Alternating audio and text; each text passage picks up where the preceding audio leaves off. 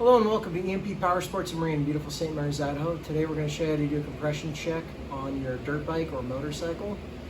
We are an authorized Motion Pro dealer. This is the compression tester I use. It's a part number 08-0188. We'll have these up on our website shortly. Also doing a product review here. I've used this several times in the shop. I've been very happy with this tool. I really have no complaints with it thus far. This is the Motion Pro compression tester. Comes with 3 different sizes of inserts. So this is the one we'll be using today. It also has 2 smaller sizes. Today we're going to do a compression check on this 1973 Rickman Zundap 125. I have a funny suspicion that the compression is very low. So I've already pulled the spark plug. First off, I should say you have to pull your spark plug out, or spark plugs.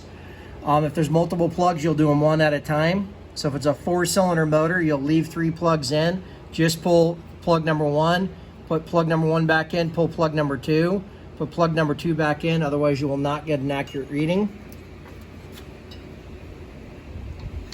Just gonna thread this in. Get it? This bike's really dirty. I've cleaned up the client's other consignment bikes. I haven't done this one yet, and of course now it's gonna fight me. Looks like somebody raced this, probably had a problem on the track and then parked it because it hasn't been cleaned since its last excursion. Should go by feel. All right, now it's starting to thread in, or it feels like it is. Oh, maybe not. Sometimes they go in easy, sometimes you just have to wrestle them a bit. Make sure you don't cross thread when you're doing this.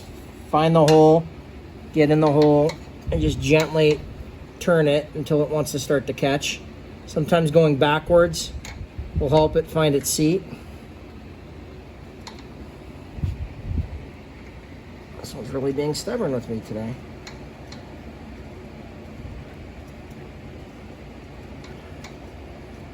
This doesn't help, the threads are dirty. There we go. All right, I'm in. That's what she said. Couldn't help.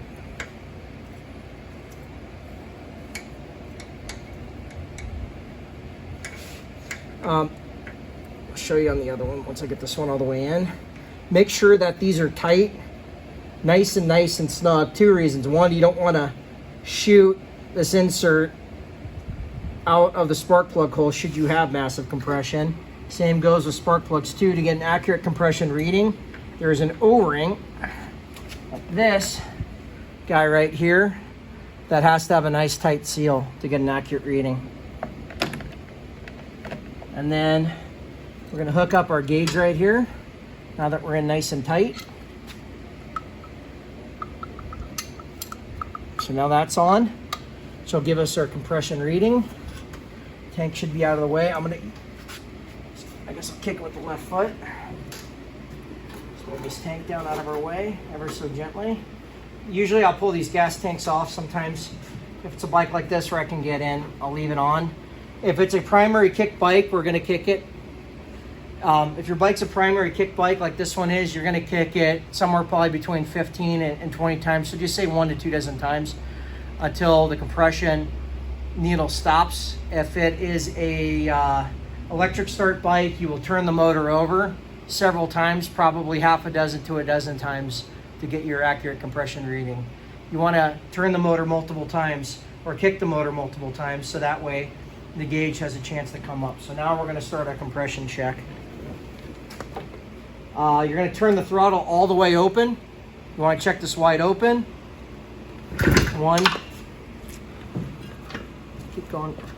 2, 3, 4, 5, 6, 7, 8, 9, 10, 11, 12, 13, 14, 15 is usually good. This is better compression than I thought we have. Actually good compression on this motor, which I thought was bad. That's 100, 5, 10, 15, 20, 120 PSI is what I'm showing. You really should be between 125 and 150 PSI. I've seen some really high compression motors that can be as high as 180. That's super high.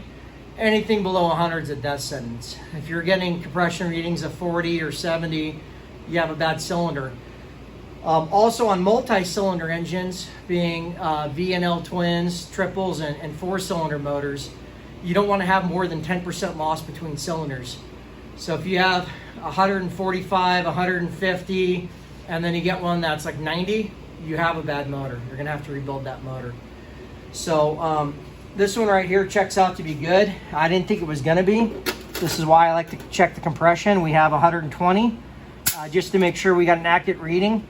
I always like to do 2 tests. So we're going to once again pull our kicker out, crack our throttle wide open. 1, 2.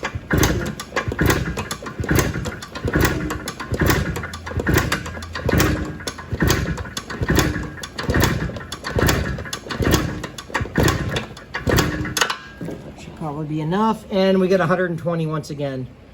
So this motor, it's on the lower side of healthy. It's a good engine.